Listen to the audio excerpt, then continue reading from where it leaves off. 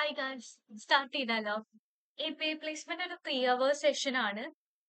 Like ഇനി ആരും join ചെയ്യില്ലെന്ന് തോന്നുന്നു. ഇതിന്റെ റെക്കോർഡഡ് സെഷൻസ് ഇത് കഴിയുമ്പോൾ നിങ്ങളുടെ വാട്സപ്പ് ഗ്രൂപ്പിന്റെ ചാറ്റിൽ ഇടാം. നമുക്ക് സ്റ്റാർട്ട് ചെയ്യാം.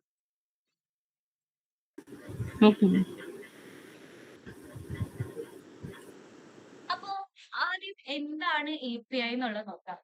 ആർക്കെങ്കിലും API എന്താണ് ഒന്ന് എക്സ്പ്ലെയിൻ ചെയ്യാൻ പറ്റുമോ?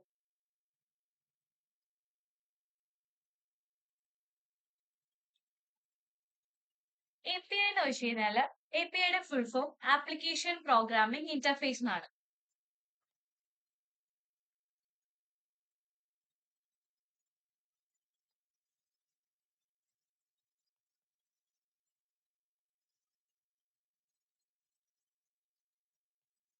ഇങ്ങനെ ഫുൾ ഫോം കേട്ടിട്ടുണ്ടാവും, പക്ഷെ ഇതിന്റെ ആക്ച്വൽ യൂസ് എന്താണെന്ന് നമുക്കറിയില്ല. ഇതെന്തിനാന്ന് വെച്ച് കഴിഞ്ഞാല് രണ്ട് ആപ്ലിക്കേഷൻസ് തമ്മിൽ കമ്മ്യൂണിക്കേറ്റ് ചെയ്യുന്നതിന്റെ ഇടയില് ഒരു ബ്രിഡ്ജ് പോലെ ആക്ട് ചെയ്യുന്ന ആളാണ് API. അപ്പൊ എന്താന്ന് വെച്ച് കഴിഞ്ഞാല് ഈ ആപ്ലിക്കേഷൻസിന് അവരുടെ ഇൻഫോർമേഷൻസ് ഷെയർ ചെയ്യാതെ തന്നെ സർവീസ് പ്രൊവൈഡ് ചെയ്യാനും സർവീസ് റിസീവ് ചെയ്യാനും പറ്റും. എന്നുവെച്ചാൽ അവരുടെ ഇന്റേണൽ ഇൻഫോർമേഷൻസ് ഒക്കെ ഹൈഡ് ചെയ്ത് വെക്കാം, പക്ഷെ അവർക്ക് സർവീസ് പ്രൊവൈഡ് ചെയ്യാനും റിക്വസ്റ്റ് കൊടുക്കാനും റെസ്പോൺസ് റിസീവ് ചെയ്യാനൊക്കെ പറ്റും.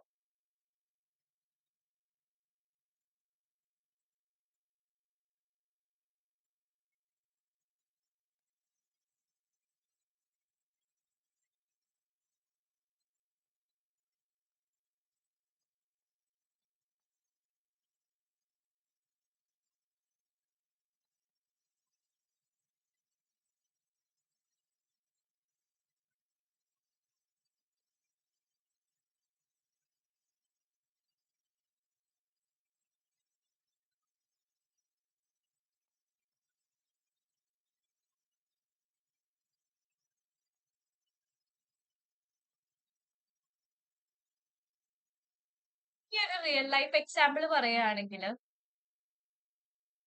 ഇപ്പൊ നമ്മള് ഏതെങ്കിലും ഒരു ആപ്പിൽ കയറുകയാണ്, ഫേസ്ബുക്കിൽ നമ്മൾ കയറുകയാണ്. എന്നിട്ട് ഫേസ്ബുക്കിൽ നമ്മൾ ലോഗിൻ കൊടുക്കുകയാണ്. ലോഗിൻ കൊടുക്കുമ്പോൾ നമ്മള് ലോഗിൻ വിത്ത് ഗൂഗിൾ എന്ന് പറയുമ്പോഴത്തേക്കും നമ്മളുടെ ഡീറ്റെയിൽസും കാര്യങ്ങളൊക്കെ അതിനകത്ത് ഓട്ടോമാറ്റിക്കലി ഫിൽ ആവും അല്ലെ?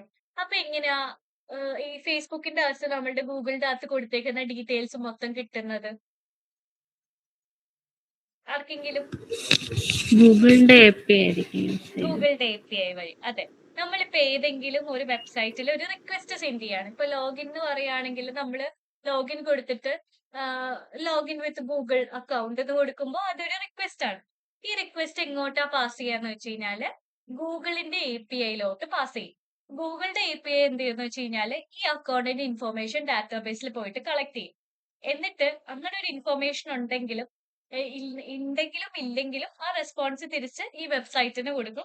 അങ്ങനെ ഉണ്ടെങ്കിൽ വെബ്സൈറ്റിൽ ലോഗിൻ ആവും. അപ്പൊ ഇതിന്റെ തമ്മിൽ ഇടയിൽ ഒരു മെസ്സഞ്ചർ പോലെ ആക്ട് ചെയ്യുന്നതാണ് ആര്? ഈ API എന്ന് പറയുന്നത്. ഇനി നമുക്ക് വേറൊരു എക്സാമ്പിൾ പറയുകയാണെങ്കിൽ, ഇതിപ്പോ ഒരു പ്രോഗ്രാം എക്സാമ്പിൾ അല്ലാതെ പറയുകയാണെങ്കിൽ, ഇപ്പൊ നമ്മൾ ഒരു റെസ്റ്റോറന്റിൽ പോവാണ്. റെസ്റ്റോറന്റിൽ കസ്റ്റമർ ഉണ്ട്, യൂസർ ഉണ്ട്. അപ്പൊ കസ്റ്റമർ എങ്ങനെയാ? കസ്റ്റമറും ഉണ്ട്. ഇപ്പൊ എന്താ, നമുക്ക് ഫുഡ് ഓർഡർ ചെയ്യണം. കസ്റ്റമർ എന്ന് വെച്ച് കഴിഞ്ഞാൽ യൂസർ, നമുക്ക് ഫുഡ് ഓർഡർ ചെയ്യണം. അപ്പൊ എന്താ ചെയ്യാ? കസ്റ്റമർ വെയിറ്ററിന്റെ അടുത്ത് പറയും, വെയിറ്റർ പോയി കിച്ചണിൽ നിന്ന് ഫുഡ് കളക്ട് ചെയ്തിട്ട് കസ്റ്റമറുടെ നിന്ന് കിട്ടുന്ന റിക്വസ്റ്റ് ഹലോ കളക്ട് മാം. ചെയ്ത് പറഞ്ഞോ. ഹലോ മാം, എനിക്ക് മാത്രമാണോ എന്നറിയില്ല, വോയിസ് ബ്രേക്കിംഗ് ആയിരുന്നു. ഇടയ്ക്ക് ബ്രേക്ക് ആവുന്നുണ്ട്. ചിലപ്പോൾ എന്റെ നെറ്റ്വർക്ക് ഇഷ്യൂ ആണെന്ന് എനിക്ക് അറിയില്ല, ബാക്കിയുള്ളവർക്ക് ആർക്കും. അങ്ങനെ ഉണ്ടോ? വേറെ ആരെങ്കിലും ഒന്ന് റെസ്പോണ്ട് ചെയ്യാവോ? ഇല്ല. എല്ലാ വോയിസും ഓക്കെ ആണ്. കുഴപ്പമില്ല അല്ലെ? നീതുവിന്റെ പ്രശ്നമായിരിക്കും ചിലപ്പോ. എന്റെ ആയിരിക്കും മാം. ഓക്കെ, വേണമെങ്കിൽ ലെഫ്റ്റ് ചെയ്തിട്ട് ജോയിൻ ചെയ്യണോ? ഞാൻ വെയിറ്റ് ചെയ്യാം. ഞാനൊന്ന് ലെഫ്റ്റ് ചെയ്തിട്ട് വീണ്ടും റീജോയിൻ ചെയ്യാവേ. എന്നാ പെട്ടെന്ന് ലെഫ്റ്റ് ചെയ്തിട്ട് റീജോയിൻ ചെയ്യും.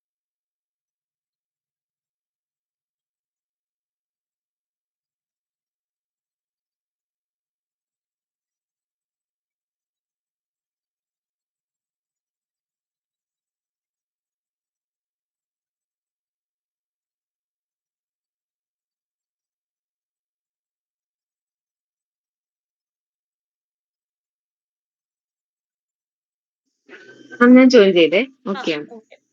അപ്പൊ നമ്മള് എന്താ ചെയ്യാ? കസ്റ്റമർ വെയിറ്ററിന്റെ അടുത്ത് ഇന്ന കാര്യങ്ങളാണെന്നുള്ളത് റിക്വസ്റ്റ് കൊടുക്കും. ഇന്ന ബിരിയാണി വേണമെന്ന് റിക്വസ്റ്റ് കൊടുക്കും. ആ വെയിറ്റർ എന്ത് ചെയ്യുംന്ന് വെച്ച് കഴിഞ്ഞാല് ആ റിക്വസ്റ്റ് കൊണ്ടോയി കിച്ചണിൽ കൊടുക്കും. കിച്ചണിന്ന് തിരിച്ചു കിട്ടുന്ന ബിരിയാണി കൊണ്ടുവന്ന് കസ്റ്റമറിലേക്ക് കൊടുക്കും. അപ്പൊ ഇതിന്റെ രണ്ടിന്റെ ഇടയിൽ നിൽക്കുന്ന ആളാരാ? കസ്റ്റമറിന്റെയും കിച്ചണിന്റെയും വെയിറ്റർ. അപ്പൊ വെയിറ്റർ എന്ത് ചെയ്യുംന്ന് വെച്ച് കഴിഞ്ഞാല് ഒരു API പോലെ ആക്ട് ചെയ്യും.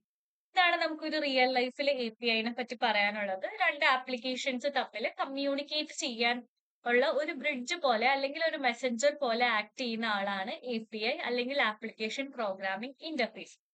ഇനി നമുക്ക് വേറൊരു റിയൽ ലൈഫ് എക്സാമ്പിൾ കാണുന്നത് ഈ മേക്ക് മൈ ട്രിപ്പ് ഒക്കെ പോലത്തെ വെബ്സൈറ്റിലാണ്. ഈ മേക്ക് മൈ ട്രിപ്പ് ഒക്കെ പോലത്തെ വെബ്സൈറ്റിൽ അതിന്റെ പടം കിട്ടുമോ നോക്കട്ടെ, 1 സെക്കൻഡ്.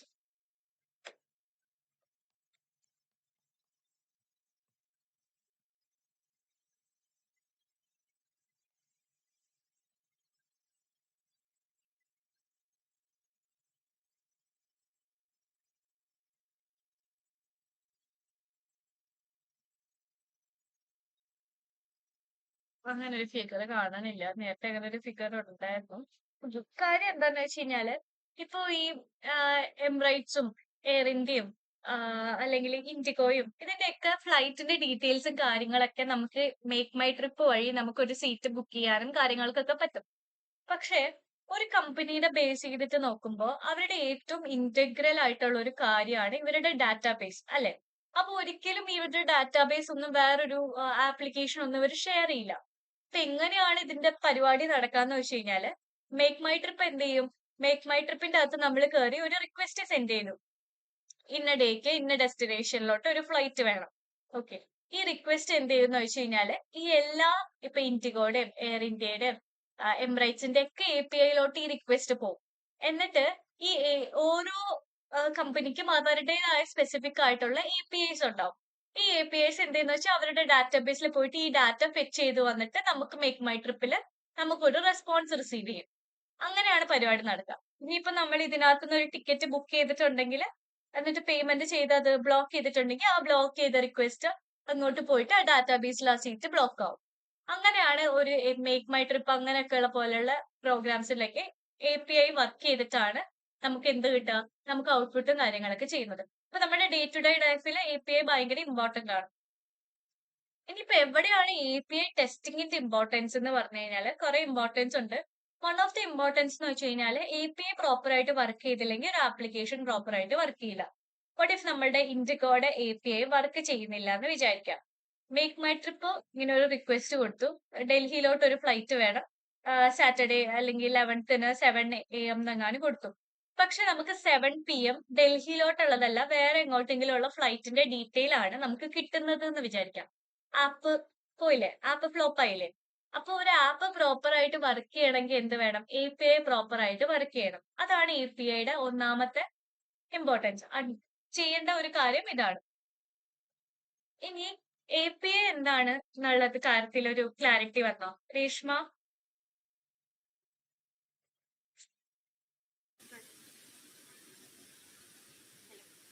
വന്നോ? ആ മനസ്സിലായി. ശ്രീകല ആ ഓക്കെ. ഓക്കെ അല്ലേ?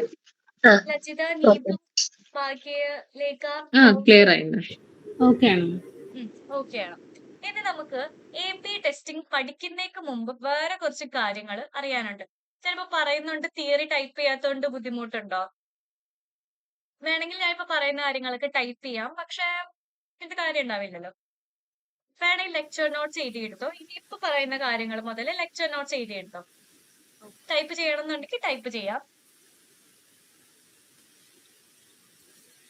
ഇനി നമ്മൾ അടുത്ത നമുക്ക് നോക്കാനുള്ള കാര്യം ക്ലയന്റ് സെർവർ ആർക്കിടെക്ചർ ആണ്.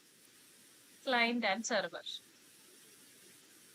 കുറച്ച് നമുക്ക് കാര്യങ്ങൾ അറിഞ്ഞാലാണ് API ടെസ്റ്റിങ്ങിലോട്ട് കടക്കാൻ പറ്റുള്ളൂ. അതിൽ വൺ ഓഫ് ദ മെയിൻ ആൾക്കാരാണ് ക്ലയന്റ് സെർവർ. ക്ലയന്റ് എന്ന് വെച്ച് കഴിഞ്ഞാല് ഒരു കമ്പ്യൂട്ടർ ഹാർഡ്വെയർ അല്ലെങ്കിൽ ഒരു സോഫ്റ്റ്വെയർ നമ്മൾ എവിടെ നിന്നാണോ സർവീസ് എടുക്കുന്നത് അതിനെയാണ് ക്ലയന്റ് എന്ന് പറയാൻ. ഇപ്പോ ഞാനിപ്പോ ഇവിടെ ഇരുന്നിട്ട് make my trip API different flights എന്നൊക്കെ പറഞ്ഞിട്ട് എന്തോ ഒരു കാര്യം നമ്മൾ കൊടുത്തു. അപ്പൊ എന്റെ ക്ലയന്റ് ആരാ? ഈ ബ്രൗസർ ആണ് എന്റെ ക്ലയന്റ്. എനിക്ക് ഈ ഡാറ്റ കിട്ടിയേക്കുന്ന സ്ഥലമില്ലേ, ഈ ഡാറ്റ എവിടെയെങ്കിലും സ്റ്റോർ ചെയ്ത് വെച്ചിട്ട് ആ സെർവറിൽ നിന്നായിരിക്കുമല്ലോ എനിക്ക് ഈ ഡാറ്റ റിസീവ് ചെയ്യുന്നത്. ഈ പടവും അല്ലെങ്കിൽ ഞാനിപ്പോ ഒരു സൈറ്റ് എടുത്തു കഴിഞ്ഞാല് ഈ സൈറ്റ് ഇരിക്കുന്ന സ്ഥലത്തു നിന്നായിരിക്കുമല്ലോ എനിക്ക് ഈ സൈറ്റിന്റെ സെർവർ ഇരിക്കുന്ന സ്ഥലത്തു നിന്നായിരിക്കുമല്ലോ എനിക്ക് ഔട്ട്പുട്ട് കിട്ടുന്നത്. ഈ കിട്ടുന്ന സ്ഥലത്തിനെ നമ്മൾ സെർവറിനും നമ്മള് സെർച്ച് ചെയ്യുന്ന കമ്പ്യൂട്ടറിനെ സോഫ്റ്റ്വെയറിനെ ഡിവൈസിനെ നമ്മൾ ക്ലയന്റ് എന്നും പറയും. എവിടെ നിന്നാണോ നമുക്ക് ആപ്ലിക്കേഷൻ ആക്സസ് ചെയ്യുന്നത് അതിനെ നമ്മൾ ക്ലയന്റ് എന്ന് പറയും. ആക്ച്വലി എവിടെയാണോ ഈ ആപ്ലിക്കേഷൻ ഇൻസ്റ്റാൾ ചെയ്തേക്കുന്നത് അതിനെ നമ്മൾ ബേസിക്കലി സെർവർ എന്ന് പറയും.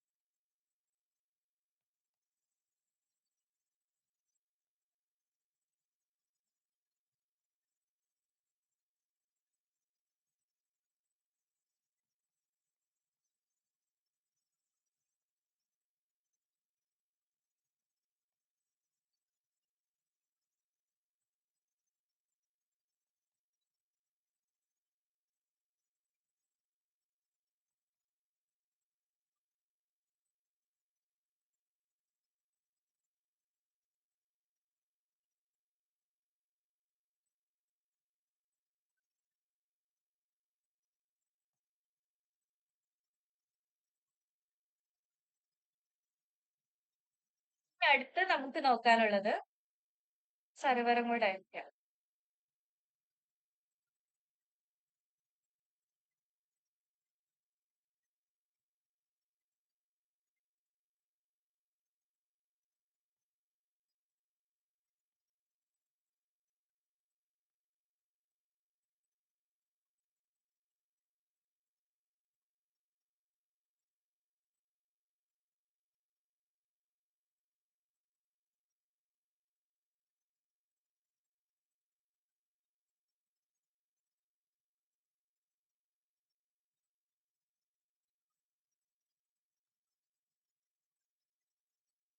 നമുക്ക് അടുത്ത് നോക്കാനുള്ളത് ക്ലയന്റ് സെർവർ ആർക്കിടെക്ചർ ആണ്. ഇതൊക്കെ നമ്മൾ API ടെസ്റ്റിംഗ് പഠിക്കുന്നതിന് മുമ്പ് നമുക്ക് അറിഞ്ഞിരിക്കേണ്ട കുറച്ച് പ്രീ റിക്വിസിറ്റ്സ് എന്ന് തന്നെ പറയാം.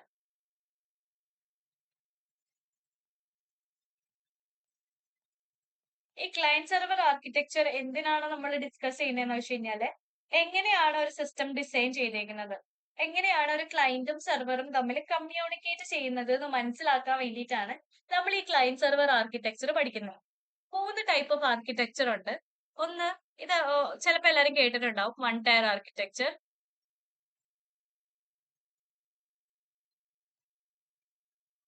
ടു ടയർ ആർക്കിടെക്ചർ,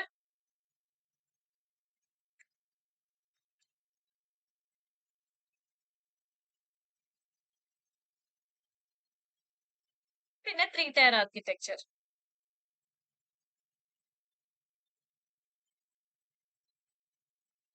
ഈ 3 ടയർ ആർക്കിടെക്ചർ ആണുള്ളത്. ഇതിൽ ആദ്യം വൺ ടയർ ആർക്കിടെക്ചർ പറയുകയാണെങ്കിൽ നമ്മളുടെ യൂസറും ആപ്ലിക്കേഷനും ഡാറ്റാബേസും എല്ലാം ഒരു സെയിം സിസ്റ്റത്തിലാണെങ്കിൽ അതിനെ വൺ ടയർ ആർക്കിടെക്ചർ എന്നാണ് പറയാ. ഇതിന് ഒരു സെപ്പറേറ്റ് സെർവറോ ഡാറ്റാബേസോ UIയോ ഒന്നും ഉണ്ടാവില്ല, എല്ലാം ഒരെണ്ണത്തിൽ തന്നെ ഉണ്ടാവും. ഇപ്പൊ നമ്മുടെ കാൽക്കുലേറ്റർ ഒരു വൺ ടയർ ആർക്കിടെക്ചറിന് എക്സാമ്പിൾ ആണ്. കാരണം കണക്ക് കൂട്ടുന്നതും റിസൾട്ട് വരുന്നതും ഒക്കെ ഒരെണ്ണത്തിൽ നിന്നാണ്, അല്ലാതെ വേറെ ഡാറ്റാബേസും വേറെ UIയും വേറെ അങ്ങനെ ഒന്നുമില്ല. പിന്നെ നമ്മുടെ MS Word ഇതൊക്കെ ഒരു വൺ ടയർ ആർക്കിടെക്ചറിന് എക്സാമ്പിൾ ആണ്. അടുത്തത് two tier architecture. Two tier ആർക്കിടെക്ചറിൽ ക്ലയന്റ് ഡയറക്ട്ലി ഡാറ്റാബേസ് ആയിട്ട് കമ്മ്യൂണിക്കേറ്റ് ചെയ്യും. അതിനെയാണ് ടു ടയർ ആർക്കിടെക്ചർ എന്ന് പറയാം. എന്ന് വെച്ചാൽ നമ്മള് ഡാറ്റാബേസ് സെർവർ എന്ന് വെച്ചാൽ എന്താ, നമ്മളുടെ ഡാറ്റ സ്റ്റോർ ചെയ്ത് വെച്ചിരിക്കുന്ന സ്ഥലം. ഇപ്പൊ ക്ലയന്റ് ഡയറക്ട്ലി ഈ ഡാറ്റാബേസ് ആക്സസ് ചെയ്തിട്ട് റെസ്പോൺസ് റിസീവ് ചെയ്യുന്ന കൈൻഡ് ഓഫ് ആർക്കിടെക്ചർ ആണ് ടു ടയർ ആർക്കിടെക്ചർ. ഈ ലൈബ്രറി മാനേജ്മെന്റ് സിസ്റ്റം, അതിന്റെ ഇടയിൽ ഒരു ലോജിക് ഇല്ല. ജസ്റ്റ് ക്ലയന്റ് ഡാറ്റാബേസിനോട് ചോദിക്കുന്നു, ഡാറ്റാബേസിലുണ്ടെങ്കിൽ തിരിച്ച് റെസ്പോൺസ് കിട്ടും.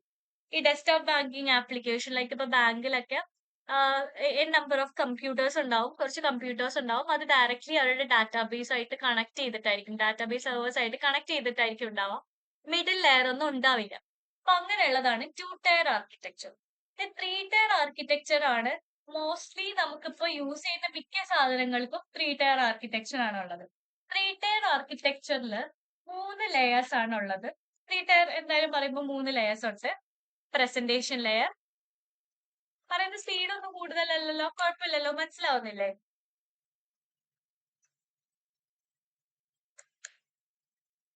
ആരുമില്ലേ? തമ്പിട്ടായിരുന്നു. ആണല്ലേ, സോറി, സ്ക്രീൻ ഷെയർ ചെയ്തോണ്ട് കണ്ടില്ല. കുഴപ്പമില്ലല്ലോ. ആർക്കെങ്കിലും എന്തെങ്കിലും ഡൗട്ട് ഉണ്ടെങ്കിൽ അപ്പൊ നിർത്തിയിട്ട് പറയണേ. പ്രസന്റേഷൻ ലെയർ, പിന്നെ അടുത്തത് ആപ്ലിക്കേഷൻ ലെയർ,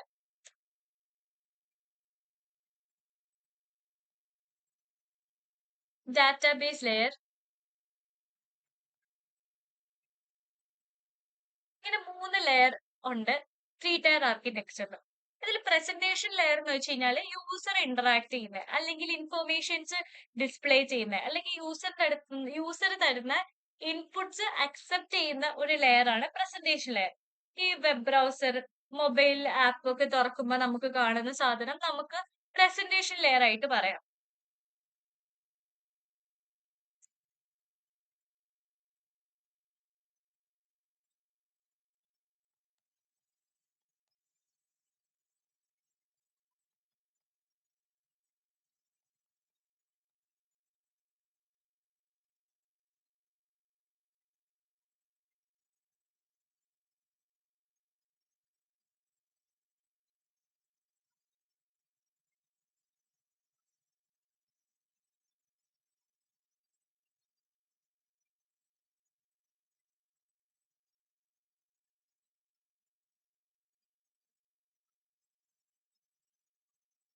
ഇനി അടുത്തത് ആപ്ലിക്കേഷൻ ലെയർ. ആപ്ലിക്കേഷൻ ലെയറിലാണ് നമ്മുടെ ബിസിനസ് ലോജിക് ഉണ്ടാവുക.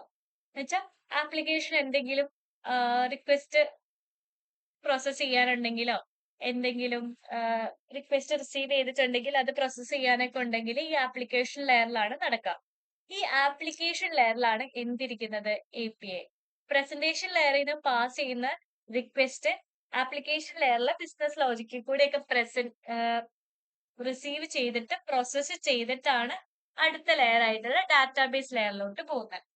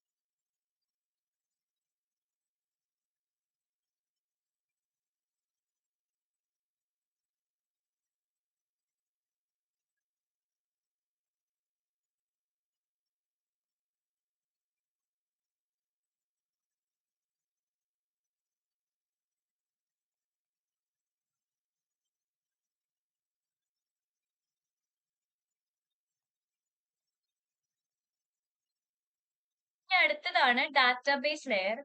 ഈ ഡാറ്റാബേസ് ലെയറിൽ എന്താന്ന് വെച്ച് കഴിഞ്ഞാൽ ഇതിന്റെ അകത്താണ് ഡാറ്റ സ്റ്റോർ ചെയ്യുന്നത്, മാനേജ് ചെയ്യുന്നത്. ഇവിടെ നിന്നാണ് നമ്മുടെ ആപ്ലിക്കേഷൻ ലെയറിലോട്ട് ഡാറ്റ പ്രൊവൈഡ് ആവുന്നത് ഈ ഡാറ്റാബേസ് ലെയറിൽ നിന്നാണ്.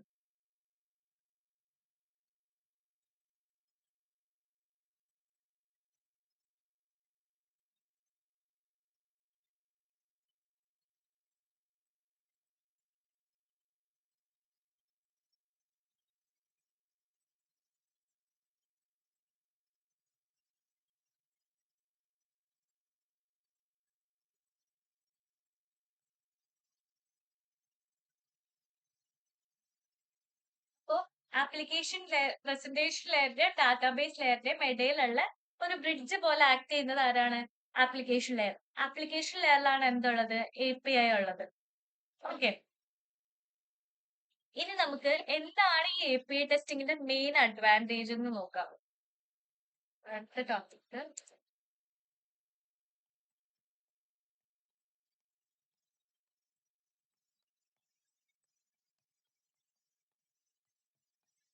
മെയിൻ അഡ്വാൻറ്റേജ് എന്താന്ന് വെച്ച് കഴിഞ്ഞാല് നമ്മളൊരു പ്രൊജക്ട് സ്റ്റാർട്ട് ചെയ്യാണ്.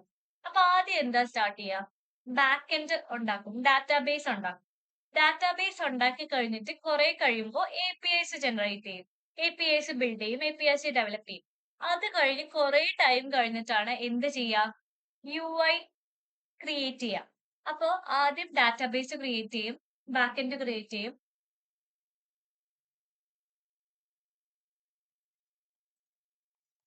അത് കഴിഞ്ഞിട്ട് API ജനറേറ്റ് ചെയ്യും.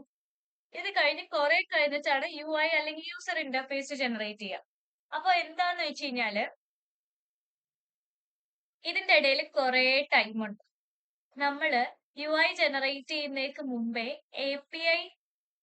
APIയിൽ നിന്ന് ഡാറ്റാബേസിലോട്ട് ഡയറക്ട്ലി റിക്വസ്റ്റ് കൊടുക്കുകയും റെസ്പോൺസ് റിസീവ് ചെയ്യും. ആ കിട്ടുന്ന റെസ്പോൺസ് കറക്റ്റ് ആണോ എന്ന് വാലിഡേറ്റ് ചെയ്യുകയും ചെയ്യും. അപ്പൊ എന്താ സംഭവിക്കുകയെന്ന് വെച്ചാൽ 70% to 80% ഓഫ് എഫേർട്ടും ടൈമും സേവ് ചെയ്യാണ്. കാരണം നമ്മൾ ഇനി വെബ് ഉണ്ടാക്കി കഴിഞ്ഞു മൊത്തം കംപ്ലീറ്റ് ആയി കഴിയുമ്പോൾ ബാക്കിയുള്ള പെർസെന്റേജ് മാത്രം നമ്മൾ UI ടെസ്റ്റിംഗിൽ ഇൻവെസ്റ്റ് ചെയ്താൽ മതി. അത്രയും ടൈം നമുക്ക് ലാഭമാണ്. ഇതാണ് API ടെസ്റ്റിംഗിന്റെ ഒരു മെയിൻ അഡ്വാൻറ്റേജ് എന്ന് പറയാം. ടൈപ്സ് ഓഫ് API ആണ് അടുത്ത ഡിസ്കസ് ചെയ്യാനുള്ളത്. 2 ടൈപ്പ് ഉണ്ട്, SOAP APIയും റെസ്റ്റും. SOAP എന്ന് വെച്ച് കഴിഞ്ഞാൽ സിമ്പിൾ ഒബ്ജക്ട് ആക്സസ് പ്രോട്ടോകോൾ എന്നാണ് SOAPന്റെ ഫുൾ ഫോം.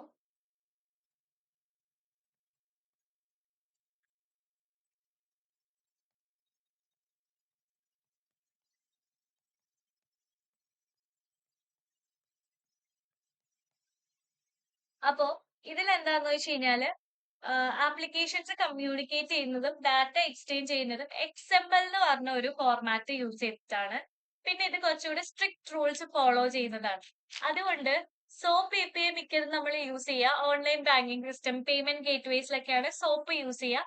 അല്ലാതെ അങ്ങനെ SOAP ഇപ്പൊ കറന്റ്ലി യൂസ് ചെയ്യാറില്ല. കാരണം ഇത് XML ഫോർമാറ്റിലാണ് ഈ നമ്മൾ കൊടുക്കുന്ന റിക്വസ്റ്റും റെസ്പോൺസിന്റെ ഒക്കെ ഡാറ്റ സെൻഡ് ചെയ്യുന്നത്. അപ്പൊ ഈ XML ഫോർമാറ്റ് കുറച്ചും കൂടെ വെയിറ്റ് ഉള്ളതാണ്. പിന്നെ ഇതിന് കുറച്ച് സ്ട്രിക്റ്റ് റൂൾസ് ആണ് ഇത് ഫോളോ ചെയ്യുന്നത്.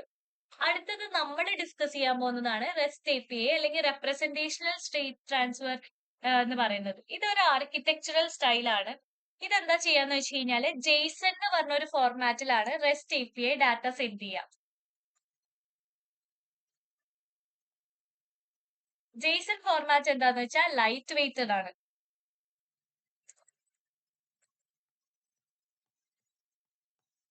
ലൈറ്റ് വെയ്റ്റഡ് ആയതുകൊണ്ട് തന്നെ കുറച്ചും കൂടി എളുപ്പമാണ്. വൈഡ്ലി നമ്മുടെ മോഡേൺ വെബ് ആപ്ലിക്കേഷൻസിലും മൊബൈൽ ആപ്ലിക്കേഷൻസിലൊക്കെ ഉപയോഗിക്കുന്നത് REST ആണ്. കാരണം ഇത് ഉപയോഗിക്കാൻ എളുപ്പമാണ്, ലൈറ്റ് വെയ്റ്റ് ആണ്.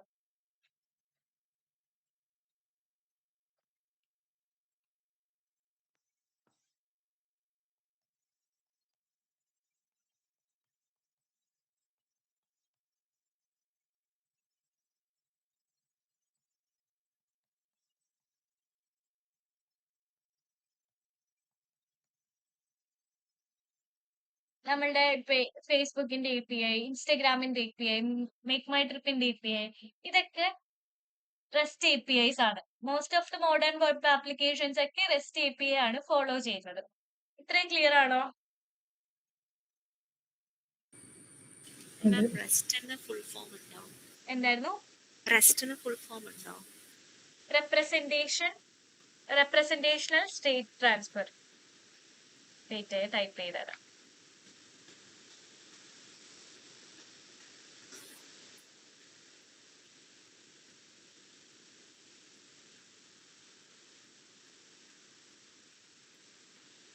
ഓക്കെ,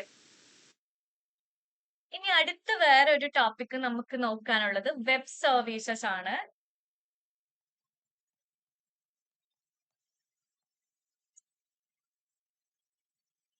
വെബ് സർവീസ് എന്താന്ന് വെച്ച് കഴിഞ്ഞാല് ഇപ്പൊ നമ്മൾ API എന്തിനാ യൂസ് ചെയ്യുന്നത്? രണ്ട് ആപ്ലിക്കേഷൻസ് തമ്മിൽ കമ്മ്യൂണിക്കേഷൻ പോസിബിൾ ആക്കാൻ വേണ്ടിയിട്ടൊക്കെ നമ്മൾ API യൂസ് ചെയ്യും, നടുക്കൊരു ബ്രിഡ്ജ് പോലെ ആക്ട് ചെയ്യാൻ. ഇപ്പൊ നമ്മൾ ഡെവലപ്മെന്റ് ഫേസിലൊക്കെ APIs എന്ന് പറഞ്ഞു കഴിഞ്ഞാൽ പബ്ലിക്കലി അവൈലബിൾ അല്ല, ഇന്റർനെറ്റിൽ ആക്സസ് ചെയ്യാൻ കൊടുത്തിട്ടില്ല. ഇന്റർനെറ്റ് ആക്സസിബിലിറ്റി ഇല്ല, കാരണം നമുക്കത് ആ ഡെവലപ്മെന്റ് ടീമിൽ മാത്രം അങ്ങോട്ടും ഇങ്ങോട്ടും സർക്കുലേറ്റ് ചെയ്താൽ മതി, പബ്ലിക്കലി നമുക്ക് ഇതിനെ കൊടുക്കണ്ട. അങ്ങനെയുള്ള സമയത്തുള്ളതിനെയാണ് നമ്മൾ APIs എന്ന് പറയാം. എപ്പോഴാണോ APIs നമ്മൾ ഇന്റർനെറ്റിൽ അവൈലബിൾ ആക്കുന്നത്, ലൈക് പ്രൊഡക്ഷൻ ഫേസിലൊക്കെ നമുക്ക് APIs എന്ത് ചെയ്യണം, ഡിഫറെന്റ് ആപ്ലിക്കേഷൻസ് യൂസ് ചെയ്യണം, എക്സ്റ്റേണൽ യൂസർ സിസ്റ്റത്തിൽ നമുക്ക് അവൈലബിൾ ആക്കണം. അങ്ങനെ APIനെ ഇന്റർനെറ്റിൽ എക്സ്പോസ് ചെയ്യണം. അപ്പോൾ ഇന്റർനെറ്റിൽ എക്സ്പോസ് ചെയ്ത APIനെയാണ് വെബ് സർവീസസ് എന്ന് പറയാം. ഡെവലപ്മെന്റ് ഫേസിൽ അങ്ങനെ ചെയ്യണമെന്നില്ല, പക്ഷെ പ്രൊഡക്ഷൻ ഫേസിൽ നമുക്ക് അങ്ങനെ ചെയ്യേണ്ടി വരും. അപ്പൊ API എക്സ്പോസ് ടു ഇന്റർനെറ്റിനെയാണ് നമ്മൾ വെബ് സർവീസ് എന്ന് പറയുന്നത്. എല്ലാ വെബ് സർവീസുകളും APIs ആണ്, പക്ഷെ എല്ലാ APIsകളും വെബ് സർവീസുകളല്ല.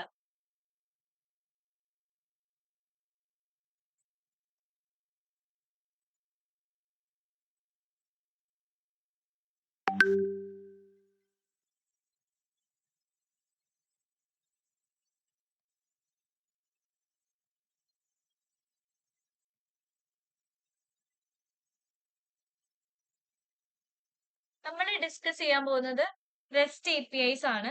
API നമ്മൾ മാനുവലി ടെസ്റ്റ് ചെയ്യാൻ വേണ്ടിയിട്ട് നമ്മൾ യൂസ് ചെയ്യുന്ന ടൂള് പോസ്റ്റ്മാൻ ആണ്. അല്ലാതെ നമ്മൾ ഓട്ടോമേഷന് വേണ്ടി യൂസ് ചെയ്യുന്നതാണ് ഈ റെസ്റ്റ് അഷ്യൂർഡ് ഒക്കെ. റെസ്റ്റ് അഷ്യൂർഡിനൊക്കെ നമുക്ക് ജാവ ബേസിക്സ് ആവശ്യമുണ്ട്. ഇപ്പൊ റെസ്റ്റ് API നമുക്ക് പെർഫോം ചെയ്യണമെന്നുണ്ടെങ്കിൽ റെസ്റ്റ് APIയിലെ എല്ലാ ഓപ്പറേഷൻസും കുറച്ച് സെറ്റ് ഓഫ് മെത്തേഡിനെ ബേസ് ചെയ്തിട്ടാണ് നിൽക്കുക. അതിനെ റെസ്റ്റ് API മെത്തേഡ്സ് അല്ലെങ്കിൽ HTTP മെത്തേഡ്സ് എന്നാ പറയാം. അപ്പൊ അതിൽ നടക്കുന്ന എല്ലാ ഓപ്പറേഷൻസും ഇതിൽ ഏതെങ്കിലും ഒരു മെത്തേഡിനെ ഇൻവോക്ക് ചെയ്തുകൊണ്ടുള്ളതായിരിക്കും.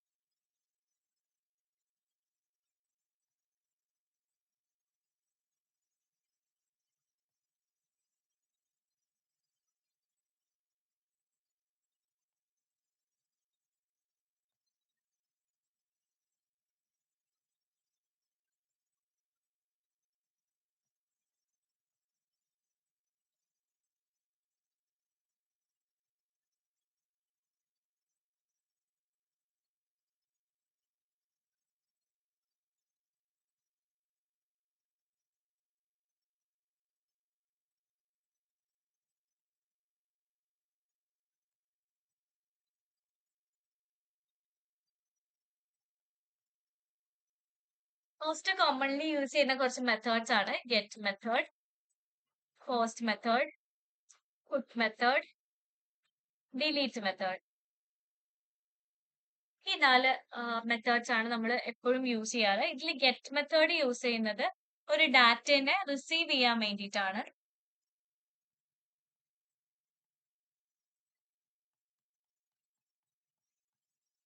പോസ്റ്റ് യൂസ് ചെയ്യുന്നത് ഒരു ഡാറ്റനെ ക്രിയേറ്റ് ചെയ്യാൻ വേണ്ടിയിട്ട്, പുതിയൊരു എൻട്രി ക്രിയേറ്റ് ചെയ്യാൻ വേണ്ടിയിട്ട്.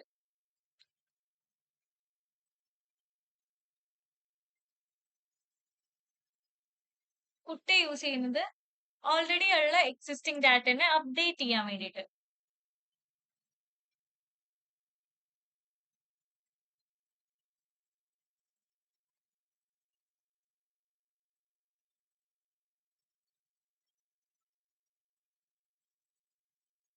ഡിലീറ്റ് യൂസ് ചെയ്യുന്നത് ഒരു ഡാറ്റനെ റിമൂവ് ചെയ്യാൻ വേണ്ടിയിട്ട്.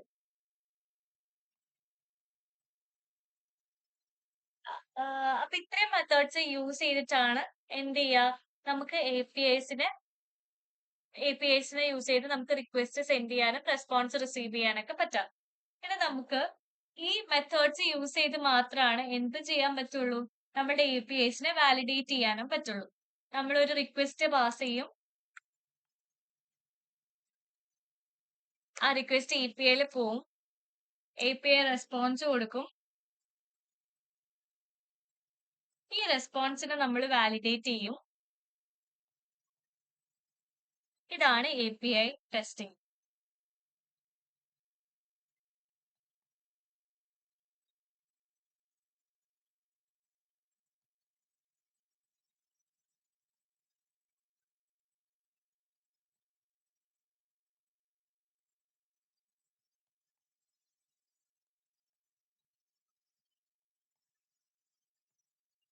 ഓക്കെ അല്ലേ?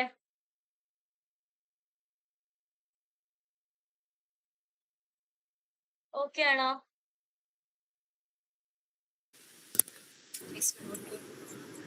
എന്തെങ്കിലും ഡൗട്ട് ഉണ്ടോ ഇത്രയും പറഞ്ഞതില്?